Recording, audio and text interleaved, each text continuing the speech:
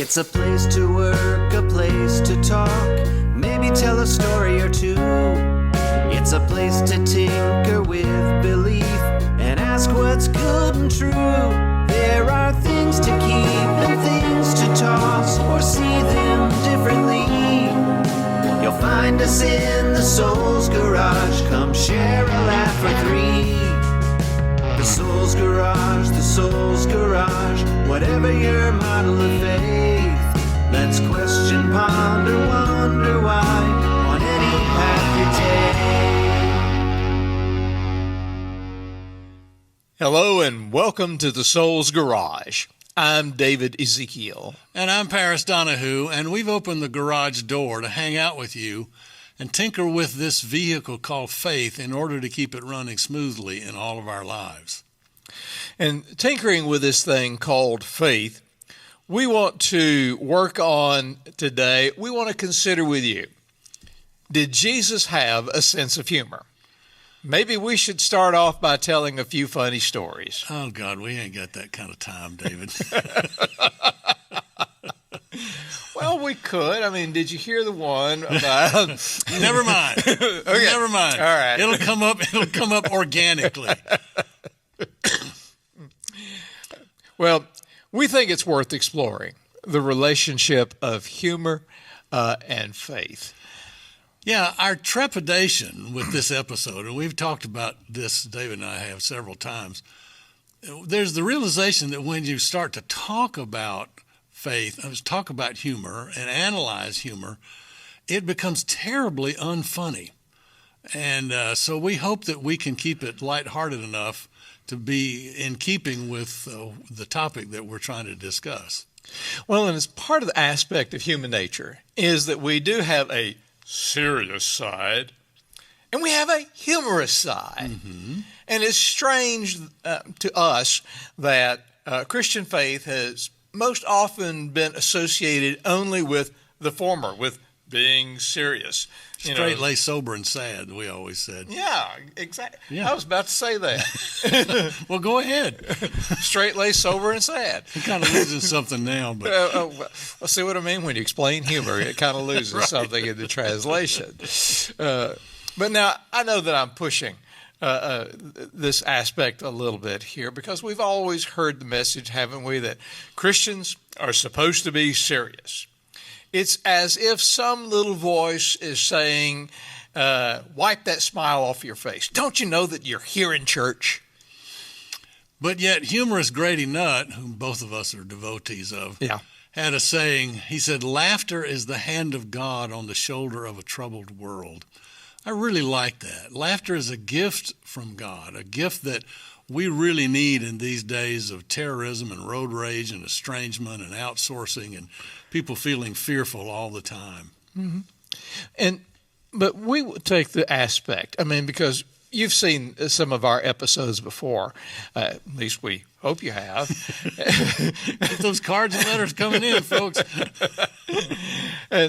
But we believe that God can be communicated and can be encountered through humor. And you really want to beware of anyone who imprisons God only in the Bible or any other holy book for that matter, or any other system or doctrine. One of the great theologians of the faith, Karl Barth, once said, one of the prerequisites for a good theologian is a sense of humor. Maybe that's why you and I are such good theologians, because we don't take anything serious. Yeah, we don't. Well, it's like Luther always made the aspect. He said it was always us sitting around the table, sharing beer and laughing, in which God changed the world. Luther said that? Well, I'm not sure which Luther it might have been. Luther Van Dross, maybe. But humor does allow us the freedom to admit that we don't possess all the answers. I know some people think they do possess all the answers, but we don't think so. I know. They don't. Just ask me. I'll tell you. Yeah, we got all the answers. So beware of those who see too clearly. I don't know who said that, but I love that. That is a good thought. Yeah, right. I'm glad I came up with it. I'm glad you did too. But we must admit, when you think about it, there is a kind of dark humor as well. So like using humor to elevate ourselves at the expense of others. We see way, way too much of that currently in our political system. I wasn't going to talk about politics today, but we're not going to talk about that. Although we just did. But nor are we talking about an either-or approach. I mean, faith and humor must go together in order for us to be totally human. I mean, we're not bifurcated individuals. We are interconnected, interwoven individuals, even in our own personalities. Because faith without humor is puritanical fundamentalism. And humor without faith is nothing short of total cynicism. I'm glad I said that. Yes, you did. Yes, you are. I'm glad you said it too. I couldn't have said it better myself, although I have. Well, you know what Puritanism is, don't you? Puritanism is the haunting fear that someone somewhere may be happy. Now, that quote's attributed to H.L. Mencken from a century ago. But, it's alternately been said that Puritanism is the haunting fear that someone somewhere may be having a good time and enjoying themselves. Yeah. Makes me think about the old joke about the new preacher that came into town, and he was talking to and walked by this little boy's house, and he was out working in the yard, and the preacher said to him, I got to keep up the yard over there at the parsonage, but I don't have a lawnmower. You wouldn't happen to have one you could sell me, could you? And he said, oh, yeah, I got a lawnmower and everything. Okay, so he dickered on a price, and they took it home, and a little while later in the afternoon, the little boy was walking by the preacher's house, and he saw him just yanking on the rope on that thing, just keeping on yanking. And he said, son, I think there's something wrong with this lawnmower. It won't start. And the little boy said, well, I forgot to tell you, you have to cuss at it in order for it to start. And the preacher said, well, I can't do that. I haven't cussed in years and years and years. And the little boy says, keep on pulling on that rope. It'll come back to you. Yeah, it's kind of a foolish story. We recognize that. But, when you think about it, the Apostle Paul spoke of the foolishness of the gospel. And I think the same could be said of any faith that makes a positive difference in this world. It is totally countercultural to the meta-narrative that most cultures engage and encourage. And there's some Old Testament stories that are humorous as well, aren't there, Paris? There really are. The story of Elijah challenging the prophets of Baal, and they said the challenge is let's each cut up a bull and put it on the altar, and we'll each pray to our God, and whichever one calls down fire from heaven and consumes the altar will be the winner, which that's kind of an interesting contest if you ask me, but anyhow. And so the prophets of Baal cut up their bull for the altar, and they start dancing around, and nothing happens. And after a while, Elijah starts to mock them. And in the old King James Version, it says, cry harder, cry loud. Perhaps your God has gone aside, which is an old English euphemism for going number one, going to the bathroom. He's saying to them, yell harder. Maybe he's in the bathroom. Maybe he's in the can, that sort of thing. It's intended to be funny. Sometimes it loses a little in translation. I said it was intended to be funny. I didn't say it was. Okay. But it is hysterical because let's just face it. You and I, we talk like that a lot. We make those kind of inferences and references to people that we know and that know us. But there are a lot of other stories in the Bible that are funny. It's sort of like the story of Samson. He could be considered the Hebrew version of our Paul Bunyan. But, because of some of the outlandish tales of strength that he had. But, and when you read those things, they're kind of funny. Well, and then there's the story of Jonah. Well, let's just say that story is a little bit fishy, Yeah, Well, you know the joke. A little girl is listening to her teacher talk about how Jonah couldn't have been swallowed by a whale because of the whale's anatomical makeup. And the little girl says, but Jonah is, swallowed by the whale because the Bible says so. And the teacher says, well, honey, I don't think that's true. And the little girl said, well, when I get to heaven, I'm going to ask Jonah, did he get swallowed by the whale? And the teacher said, well, honey, what if Jonah's not in heaven? And then the little girl looks at her and says, well, then you can ask him.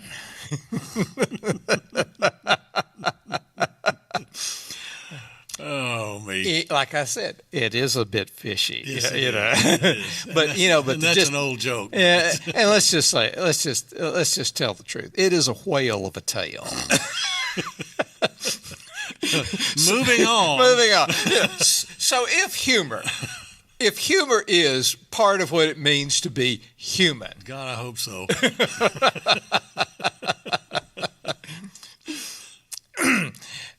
are you saying that I might not have humor? No, I'm saying that people listening to this might not have humor after they listen to about 5 minutes of it. Oh, okay. So really, if humor is what it means to be human, what evidence is there that Jesus had a sense of humor?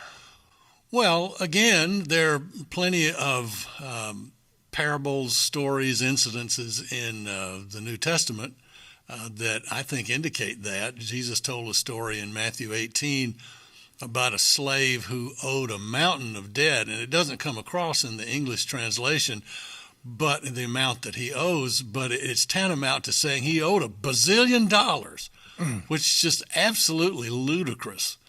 But Jesus was trying to make the point that this guy owed a tremendous debt, and then he got forgiven by the king, and the servant went out and got another servant that owed him just a few dollars, like a month's pay or something like that, and he had him thrown in jail for it. And the whole point is that that forgiveness is bigger than anything we could ever fathom, but the amount that is mentioned in there is an absolutely ludicrous amount, particularly for a slave to owe to anybody. So it's just, but it's a humor. The crowd that listened to Jesus would have been, snickering at that kind of an amount. See what we mean?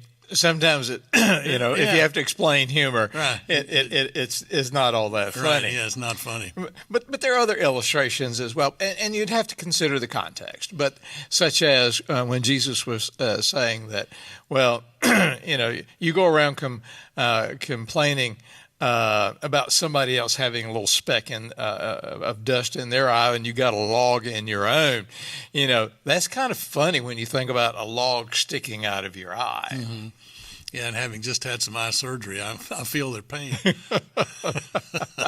Yeah, in Luke 9, there's a guy that says to Jesus, I want to follow you, but first let me go and bury my father. And then Jesus creates what basically boils down to a profession of the deceased mortician. He says, let the dead bury their own dead.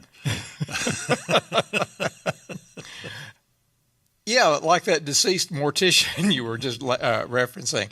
That's kind of hard to do unless you're a character in the Buffy the Vampire Slayer movies, Yeah. Which I never watched, but I'm sure you did. Well, it did take a bite out of time. Oh, God. Why are we doing so many dad jokes today? I don't know. Jesus once talked about, they said it's easier for a camel to go through the eye of a needle than it is for a rich man to enter the kingdom of God. which is, again, an absolutely ludicrous image to think about stuffing a camel through something as tiny as the eye of a needle. Now, what's always interesting to me is that so many biblical scholars and theologians they couldn't stand that kind of an idea that Jesus was making it that impossible. And so they concocted this idea that there was a gate in the wall of Jerusalem that was so small that a camel had to duck way down in order to go through it.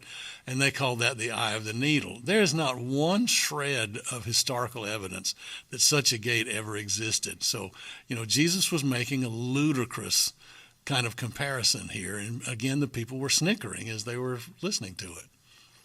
Well, then there's another illustration about a camel as well in Matthew 23, where it says, you're willing to swallow and you're straining out a gnat out of your food, but you're willing to swallow a camel. That's, in other words, being so precise that you'll go to such great lengths and you're willing to swallow an entire camel. Now, I'll tell you, I've had camel steak. Really, I have. It's pretty good, especially with a chimichurri sauce. It is pretty good. That sounds tasty. It was nice and tender. I bet. Right.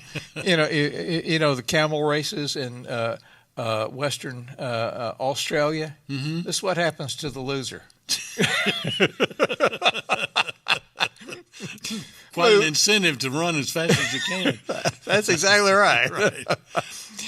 Well, now, not all of these stories are funny to our modern ears. And like I said a little bit earlier, let's just say it does lose a little bit in the translation when it's going from Hebrew to Aramaic to Greek to English. Sometimes you just don't hear all the little nuances that occur in that just make it funny to the ears that heard it. Yeah. I'm a huge devotee of Monty Python, and the movie Monty Python's Life of Brian, after the credits, starts with Jesus preaching the Sermon on the Mount, and the camera pulls back over this huge crowd standing there listening to him. And of course, the farther back it goes, the harder it is to hear. And it gets to these people at the very back of the crowd, and one turns to the other and says, "Did he just say, 'Blessed are the cheesemakers'?" And I sort of think maybe it was like that sometimes, or the. Oh, no, there's going to be another Monty Python joke coming here. No, this is not another Monty Python, although I could bring him up. Or the drawing that I've seen several times of Jesus giving the Sermon on the Mount, and he's saying, "All right, everybody listen up. I don't want to get 4 different versions of this." Now, if you're clergy, that's funny. That's funny, right, yeah. If you know anything about the New Testament, you know there are 4 gospel accounts, and they all have different perspectives. But anyway, I digress. So all of this begs the question of, so what? Okay, so Jesus had a sense of humor. Big deal. What difference does that make for my life? What difference does it make for the life of the world?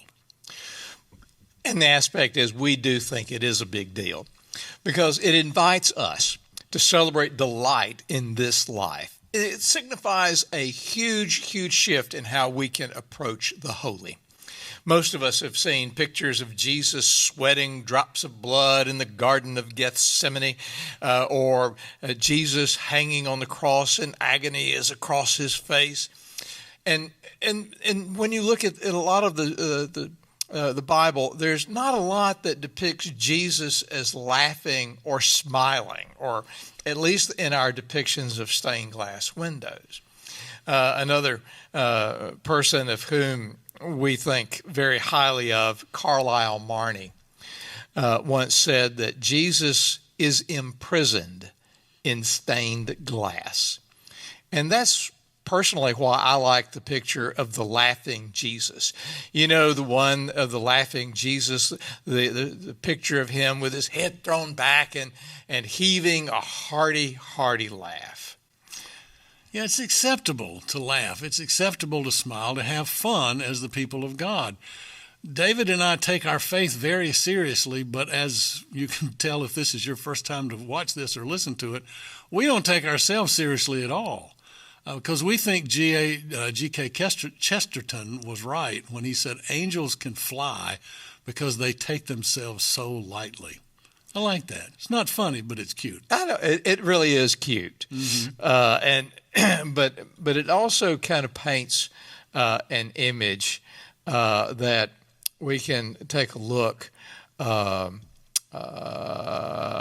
ourselves and rejoice and laugh, even in the midst of pain and loss and devastation, because in Jesus we hear the deep, resonant laughter of God. And that when we cry, Jesus cries. When we laugh, Jesus laughs. Jesus laughs with us. He ain't laughing at us. So be joyful. Discover some occasion for laughter, and you will feel the embrace of God. That embrace may be the hand of God on the shoulder of a troubled world, and it may be the hand of God on your shoulder as well. Well, I do think I hear Mama calling us from the house for dinner, so it's time to close the garage door and head inside. So until next time, I'm Paris Donahue. And I'm David Ezekiel. And we'll see you soon again here at the Soul's Garage. The Soul's Garage was written and recorded by those masterful raconteurs, Paris Donahue and David Ezekiel. I'm not sure I know what that means, but I'm going to keep going. Our theme song was written by Adam and Brady Beard and Paris Donahue. Adam and Brady Beard did the heavy lifting by performing and recording it for us. Our podcast cover art was designed by Nancy Arndt. And we're appreciative of our personal physician, Dr. Penny Cilliam. Follow us on Facebook and Instagram and maybe TikTok if Elon's figured out what to do with it yet, or whichever media outlet gives you the most misinformation. Or preferably the media outlet that gives us the best reviews and the bestest comments that can be recorded. Bestest. Paris, tell them where they can send these comments. They can send those comments to thesoulsgarage@gmail.com. Because The Soul's Garage is a production of Two Old Geezer Studio, and sometimes I know we sound like it and act like it, but dadgummit, we're having fun.